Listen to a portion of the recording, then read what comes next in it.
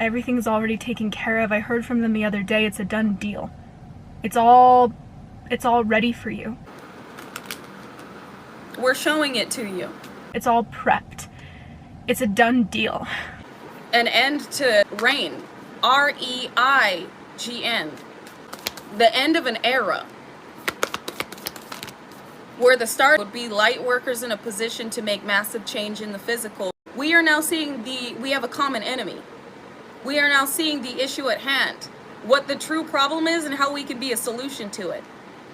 So this is the ending of a war timeline. Like you are known by these elites, organizations, and societies as not being human. Like you are an angel. They know that what has inhabited your being, this divine intervention, exactly, is source. And they're telling me that they've already, like, they and your higher self has helped this execution in this falling together, right? High level connections coming into play where these individuals are being attracted to you at this time. They're being drawn to you. They're being called to you. You may be experiencing individuals from your past attempting to regain their footing in your reality because of the losses they are taking, or both. What is created also by the sin of automation is a new Mashiach that never existed before, because the Midas HaRachamim is a new Midah, it's a new quality that suddenly becomes viable. And the Mashiach ben Yosef represents that new Mashiach. The fundamental function of the Mashiach ben Yosef, which is really from Yosef HaTzadik, really, is to suffer for Klal Yisrael while they are sinning, so that they are not annihilated. And in that capacity, he is a Sovereign Chaloyim. He's the greatest Sovereign Chaloyim of all. The soul of the Jewish people looks like somewhat monstrous.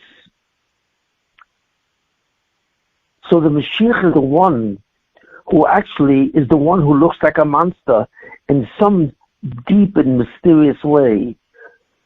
The Mashiach himself characterizes the exact figure in what the soul of the Jews would look like. He suffers from sickness. The sickness that he suffers from is that he looks like the visage of the face of the soul of the Jewish people, so that temporarily the ketugim, the accusation against the Jews, does not take hold. In other words, the Satan is punishing the Mashiach, whereas he should have punished Klal Yisrael. All the darkness and suffering that goes on the Jewish people, and that's a tremendous amount, goes instead on the Mashiach. And by him suffering instead of them, temporarily, he suspends the judgment that is going on the Jewish people. So the fundamental principle of the Mashiach ben David and the Mashiach ben Yosef, is to suffer for Klal Yisrael as they perform their task. You got ancestors here going, thank you for taking all of this on. Because it made your life a living hell. What they did not survive, or what they didn't get around to doing, was placed on your shoulders and you carried it like Atlas. And you conquered like a champ. The judgment of your ancestors you carried and cleared. You carried and cleared. And this is also judgment on all of those that came up against how many souls you were put here to save. Not just those that could not ascend, but those that were meant to experience your energy. The Medrash goes like this. God, 2,000 years before he created the world, had a conversation with the Mashiach, had a conversation with the crown, with the light, the 50th gate. And he said to the 50th gate, he said, I need something, I need something and someone, a certain light, to help me save the Jewish people by bearing the suffering that they would have because of my yichud pressure if they do a sin. And therefore I'm asking you, the soul, which is the soul of the Mashiach, are you willing to take on this role and be the scapegoat temporarily for the Jewish people as they sin? So the Mashiach gives them an answer, yes, I will do that. I would, so machti v'gilisi, I will be honored and I will be endure joyful to take this task on for you. So when that happens, the Medrash doesn't say it, but they sign a document that the Mashiach and God signed a document that the Mashiach is willing to take on this suffering instead of the Jewish people. But suddenly the Mashiach turns around and says something which wasn't even requested by God. The Mashiach says, well, if I have to take on this role, which I gladly will do for you, because I love you, and therefore I will do this for you, I want to try and save every Jew. And every Jew that I can save by taking on their suffering, I would want to do. So I'm not simply going to take on the task of representing them. I'm going to take on the task to save every Jew. Every Jew is worthy. And we have to explain that. What does that mean? Does that mean that and this is the Mashiach ben Yosef. God is talking to now the Mashiach ben Yosef. Who is this Mashiach? Well, the Mashiach that God is asking to be a representative of Klal Yisrael and take on their suffering, who is that? That is the Mashiach ben Yosef, because that initiates the concept of rachamim, mercy, compassion. So God is really having a conversation with him and asking him if he's willing to do this. And he says yes. So suddenly the Mashiach ben Yosef is born. Never underestimate the Most High. Never underestimate your divine team. Never underestimate yourself and your destiny.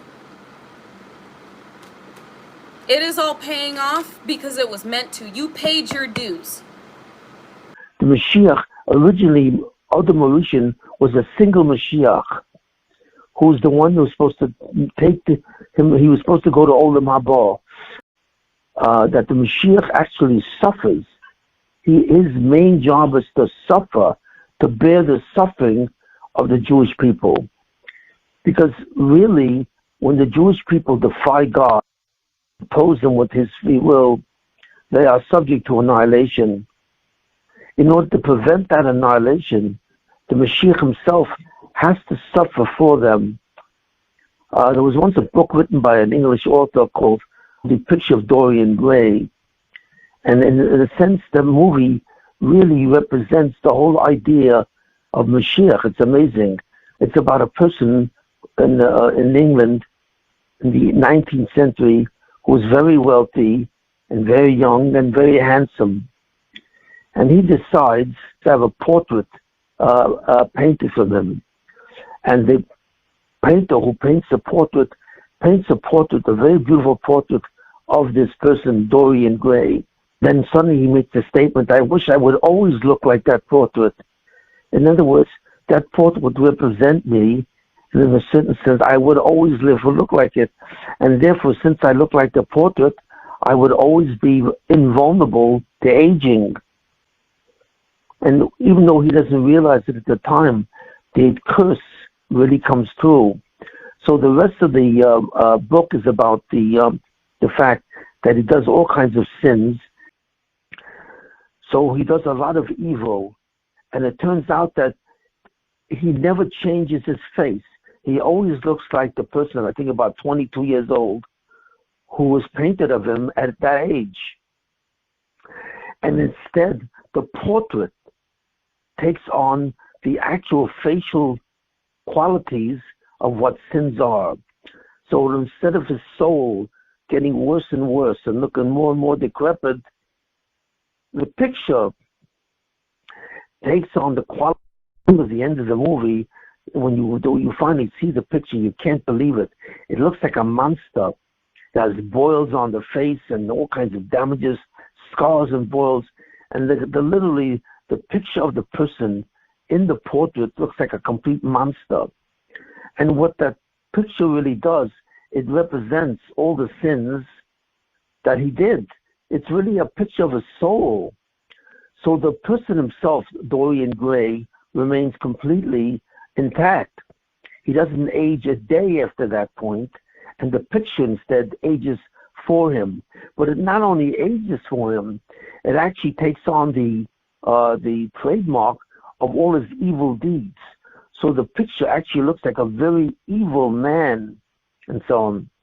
And finally, at the end of the picture, so Dorian Gray has this life of freedom to do what he wants to do without the consequences, where the trademark of those sins appear on his soul.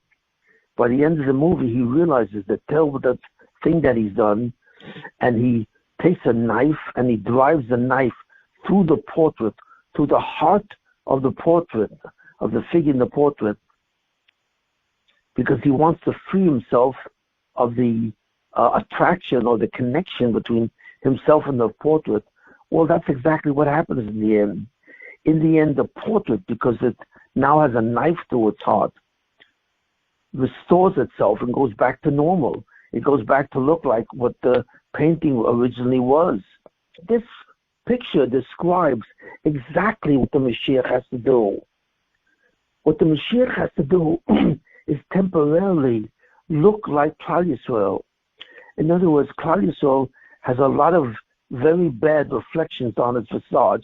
If you can see the soul of the Jews, if you can see the soul of Klal Yisrael and look at the soul, you would see a soul which is terrible, scar-faced in its soul. Why? Because of the concept of its the sin of sinas chinam, which is probably the deepest scars of all. And some of you paid others too.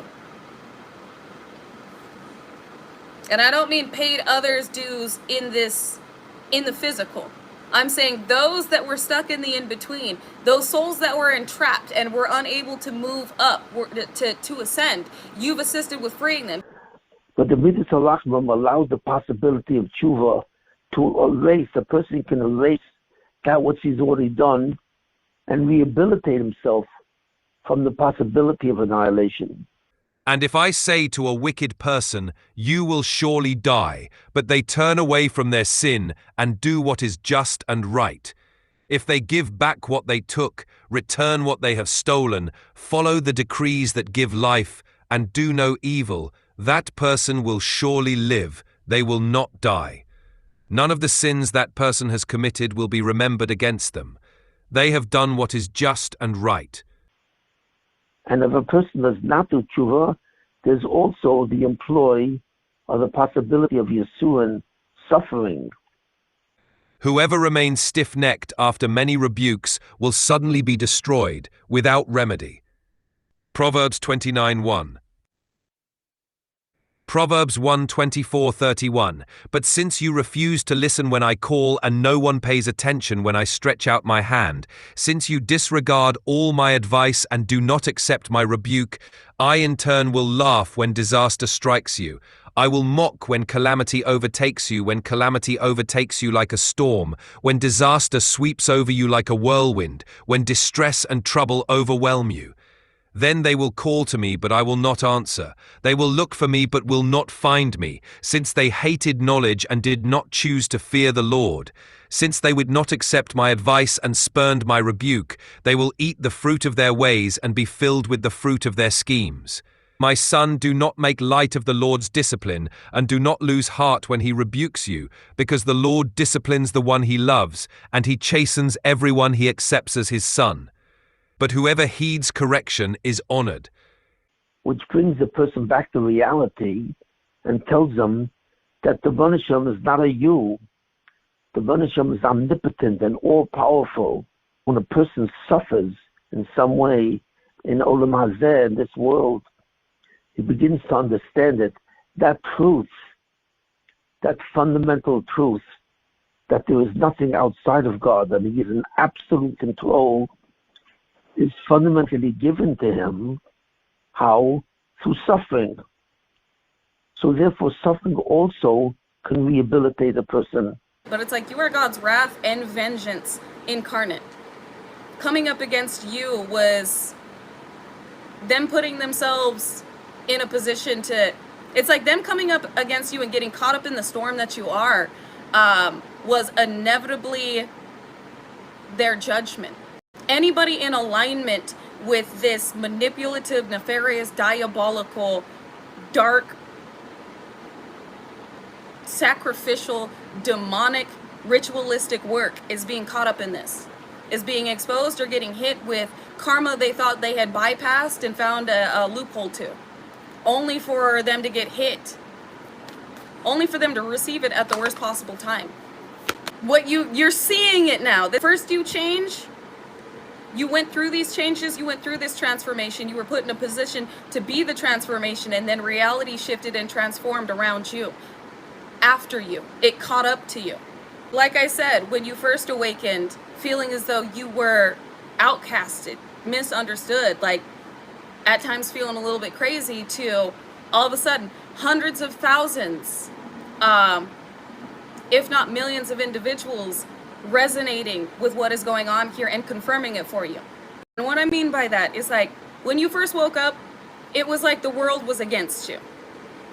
And then the more you advanced in your ascension, the more individuals started resonating with you, going, oh yeah, no, that's what I heard, that's what I'm feeling, that's what I'm understanding. And all of a sudden it felt as it went from feeling as though you were misunderstood and losing your motherfucking mind to, holy shit, I'm a lead of this. It's like, why certain trends follow you. In the way that you emanate energy, thousands of people pick up on this energy, to where things that you know, all of a sudden hundreds and thousands of individuals are receiving that download. Why you are the genius you are. These individuals are viewing you as like a monster. It is definitely giving, yeah, like Terminator. Nothing will take you down. There's like alarms going off.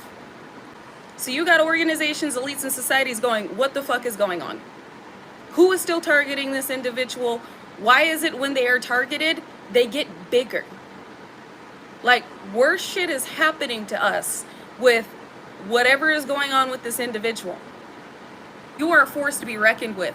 That's the swirl I'm seeing around you as you're sitting in a state of Zen, where everything that this energy, your energy, touches is going to change, whether it likes it or not. It's like you are a force of change. You are a force of transformation. They're trying to hide. You can run, but you cannot hide. This is an absolute nightmare for these individuals that are unable to do damage control. Where you go, where you place your feet, your energy fills up that environment. It's like no matter where you are, it is protected, it is coveted, it is high vibrational. And anything that is not of that vibration gets uncomfortable. It's not allowed in your experience, or it's like you have individuals that may hold a lot of karmic energy that get uncomfortable. You may have, you may live in an apartment complex where there are individuals around you, or you live in a neighborhood where your neighbors will not make eye contact with you. And when they do, you can sense how uncomfortable they get.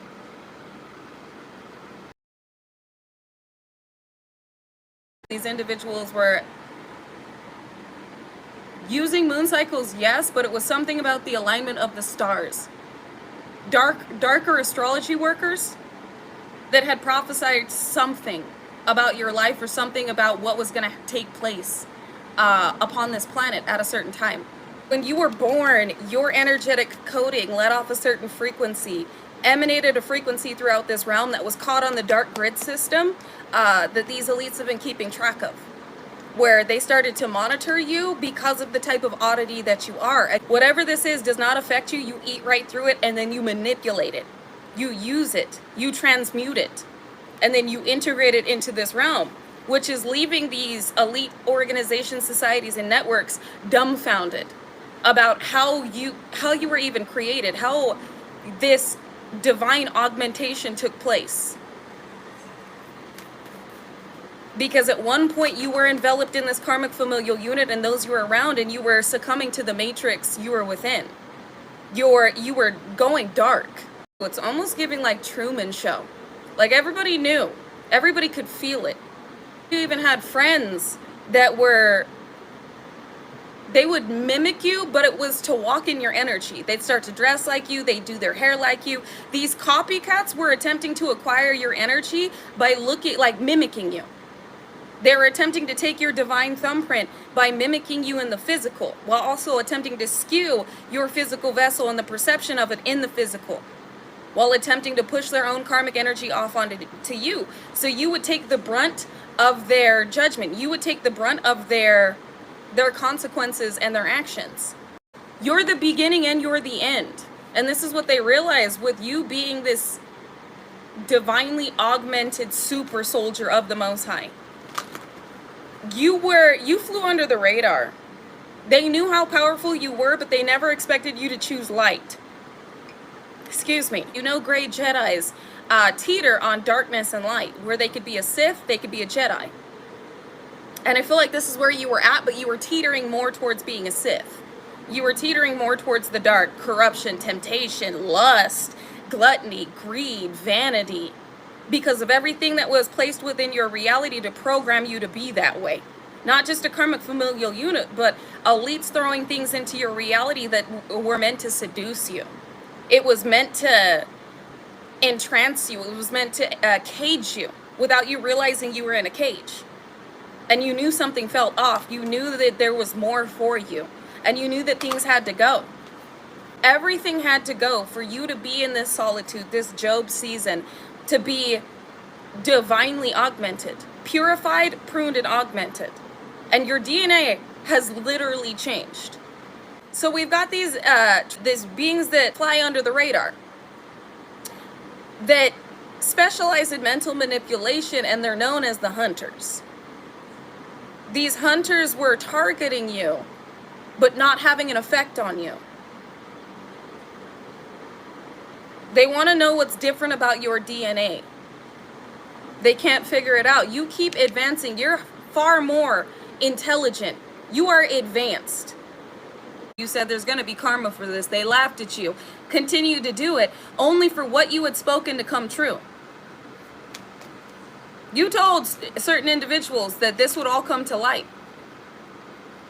You said what you have done will be exposed. There will come a time where you are going through things that you know exactly why you're going through them. Something along those lines. You spoke something to individuals that mocked you and laughed at you. You prophesized certain events in individuals' lives or in the world where these people said that you were crazy. They tried to downplay you. They told other individuals that you were stuck in psychosis. They came up with every name in the book to call you. But they feared you. They feared that what you had said would come true because things that you have spoken before have. They knew and they know that you're extremely intuitive. So many individuals are facing judgment right now where they're not laughing anymore. What they're projecting is not allowed in your timeline. It's immediately being reflected back into theirs. Your vibration, your frequency is too high for any of this to adhere. Wherever you go, this is why, Pete, you got individuals looking at you like Yeshua energy. Because everything directed towards you, your vibration, your frequency is too high for it to align to. And what elites knew you were when you were born. What type of glitch you were already in the system with the energy you emanated the day you were born. Again, there are certain there's a darker grid system. Energetic elite tracking of who is an oddity. What energy stands out, what energy would later be a problem. And you popped up on their radar. So again, these individuals perceived it as a win-win, and you weren't meant to make it out of this programming. You weren't meant to break through the illusion, and you did. And God chose you because of the power you hold and the power you would be able to walk into. And what that power would entail for the world. What type of timelines you'd be able to pull in, and what type of elites would get, or fallen angels would get crushed under the gavel of the Most High that you are. You are truly an angel here. I'm not saying that like you do good deeds and people are like, oh my God, you're an angel. No, you are literally the bloodline of the most powerful beings. But this bloodline, it's like this DNA wouldn't have been activated in the way that it has now, nor would your amplified intelligence and intuitive abilities if you had shifted to the darker side, because your energy would have been harnessed it would have been harnessed to pull in certain timelines for darker beings and provide provisions for a karmic familial unit and all those that were monitoring you. You are a natural, true celebrity. You are a true star. People listen to you. And it's not just this authority that comes through the frequency of your throat chakra, but it's the energy you emanate that helps individuals see things clearly. So where individuals may have been perceiving you as eccentric or crazy before, it's starting to click for them. The more they tune into you, the more pieces start to fall together in their own life. The more they start to realize how much has been falsified in their reality in order to keep them in certain cycles. This is also about health. Things that you've been able to overcome pertaining to your health. Things that these elites, organizations, societies, networks, CIA, FBI, whoever has been placing shit in the air, government, the air, your food, targeting you with frequency weaponry, none of it is working. None of it's slowing you down. It keeps accelerating things. So it's things that were supposed to incapacitate your physical vessel. Things that I heard ailments. There were things that were meant to happen to you that would indicate something was taking an effect and it didn't. You ate right through it. You balanced it out. Your DNA overrode this dis-ease. You are emanating Yeshua. You are emanating divinity. You are emanating God. And I'm not saying that we are God. I'm saying that individuals can look at us and go, God is really with that person. I don't know how to explain it. It's just the way they talk. It's just the way they move. You can tell that there's something bigger with them. There's something bigger looking out for them and looking over them. People can feel it just by looking at you. But it's just the way they feel. Transfiguration. Individuals are seeing the God that moves through you. You are not human. You may be in a meat suit, but you go far beyond the comprehension of those that thought they knew you. And even those that have been monitoring you that never thought that you would reach this level of your ascension. Never thought that you would be able to intake this much divinity and light. Never thought that something like you would ever exist. Ever again. You get everything. You got individuals looking at you. They're looking at you and they're going, why the fuck do they get everything? Because you earned it. And God has decided that you get everything in life. You really do. You get everything. You are not going to have to work this hard all of your life. You're not going to be alone all of your life. You're not going to be... It's like sitting back and letting them all of your life. And what I mean by sitting back and letting them is you let people slander you. You let people defame your character. You let people throw dirt on your name. You let people sacrifice you. Or they tried to. I won't say you let them sacrifice you, but you let them do these rituals. You let them smile in your face. Because you knew God hit harder than you do. And in this new timeline, God's not letting shit slide. You get to step into an experience to where you are no longer letting them because it is handled before it ever happens. You turned the other cheek while individuals were slapping the shit out of you. And you said, you gonna get yours. You may hit hard. And I may hit hard. But my divine team, my ancestors and the Most High hit harder. It's gonna come back to you. No matter how many times you hit me. No matter how many times that you throw things at me. You're gonna get it worse. And I trust on that. I stand on that. And they are. You are in a timeline to where you are untouchable. Like I said, this is handled before it even happens. And the divine said, no, that's not what you deserve. You deserve better, and you're getting better. And not only are you receiving better, you're getting everything. So it's like these individuals were allowed to be in a certain position attacking you and targeting you because it was a buildup of energy. It was a buildup of golden energy to where these individuals really thought they were conquering you, but they didn't know how much this would hurt. Getting hit in this way with this amplified energy of what you had alchemized. Again, they're showing me like Jack and the Beanstalk and the Golden Goose. While these individuals felt like they were climbing up your golden vine, they were only preparing themselves for a very painful fall. Again, these individuals were getting hit on the way up this golden vine. This was an indication maybe you should travel back down. Maybe you should sit down somewhere. These individuals didn't listen. And seeing those that had chosen instant gratification and were willing to fragment themselves for it are receiving the backlash of the divine they went up against.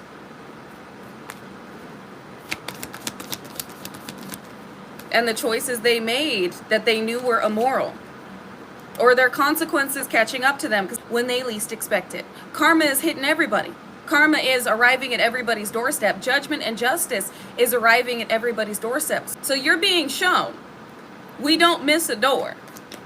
You're being shown, we don't miss a door. Each and every miracle is a part of this feast being laid out for your enemies to see. For your enemies to witness what comes with the table that has been set for you.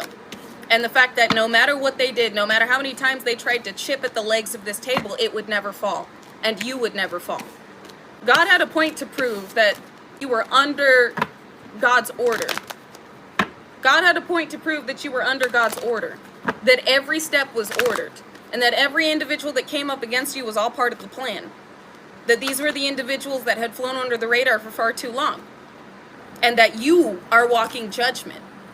That you are what came into play in order for these individuals to get an ego check. For these individuals to get hit with karma because of what they have done to you. It's also something about your chart, but it's like when people do things to you, they immediately have shit done to them. They immediately have justice. Anybody that has even spoken upon your name has things happen to them. You're protected from judgment. You're protected from, it's like, judgment that isn't meant to be yours.